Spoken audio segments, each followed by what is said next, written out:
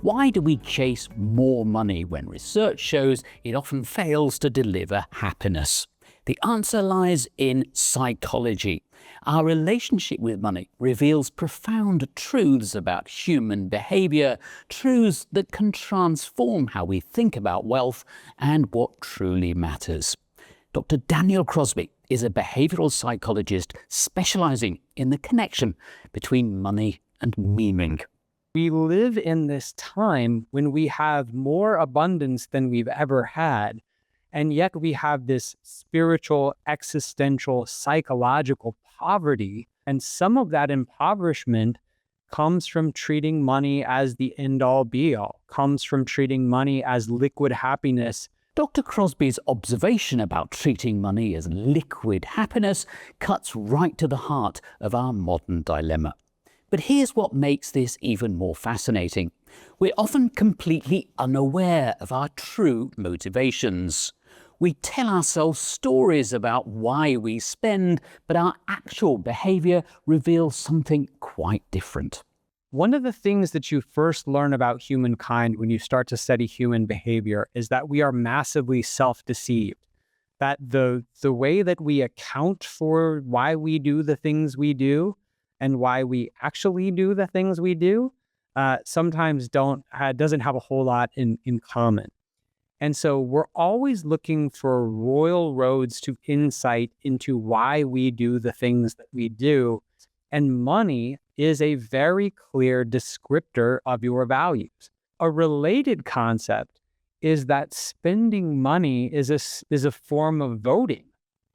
If you look at the most powerful human and civil rights movements in history, almost all of them have had financial and economic levers. We do the same thing every day when we spend our money. We are voting every time we spend a pound or a dollar. We are voting for the world that we want to exist. And I don't know that we're always doing that very consciously. So, if money doesn't automatically buy happiness, what does the research actually tell us? It turns out the relationship is far more nuanced than most people realize. A few years ago, many years ago at this point, there was research that showed that at about $75,000 US, happiness started to plateau. And people like me were excited about that finding because it said, oh, look, you really can't buy happiness. What they were measuring in that study was more the absence of pain, perhaps more so than joy or happiness. And it is true that money can buy you freedom from pain. It can take you to the doctor. It can fix your leaky roof. It can warm your drafty house. So there is some freedom from pain that comes with money, which is no small good. That about 15% of people are just impervious to money when it comes to happiness. So their sadness is the impact of something larger. Could be organic or genetic considerations. It could be traumas or negative personal experiences. And so chasing money, if you're one of that 15%, chasing money is not going to help you much.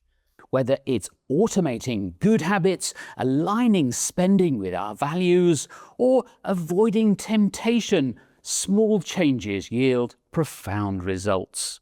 The goal isn't eliminating emotion from our financial lives, it's ensuring those emotions serve our long-term well-being. After all, money is just a tool. The question is, are you using it to build the life you actually want?